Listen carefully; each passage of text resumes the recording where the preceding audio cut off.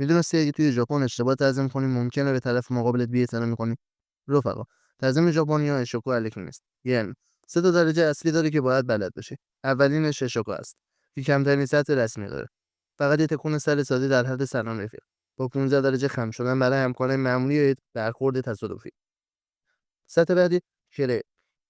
این تعظیم استاندارد و رسمی ماست که داری از یه مشتری تشکر می‌کنی یا می‌خوای به رئیس احترام می‌ذاری. باید تا 30 درجه خم شی و 2-3 ثانیه مکث کنی. خیلی باوقا. و آخرین سایکلی است. این دیگه آخرشه، تعظیم مرگ و زندگی. اگه گند زدی داری عذرخواهی می‌کنی یا داری از یه آدم خیلی مهم تشکر می‌کنی، باید تا 45 تا 55 درجه خم شی و بیشتر از 3 ثانیه بمونی. اینجا دیگه بحث احترام عمیقه. نکته طلایی همیشه یادت باشه، خم شدن باید از کمر باشه و پشتت صاف. هیچ وقت موقع حرف زدن همزمان تعظیم نکن. صبر کن حرف تموم شه. اینجوری نشون میدی کارو بلدی. حالا بگو ببینم تا حالا شده که توی یه کشور دیگه بخوای ادای احترام کنی نمیدونستی چطور؟ تجربت کامنت کن.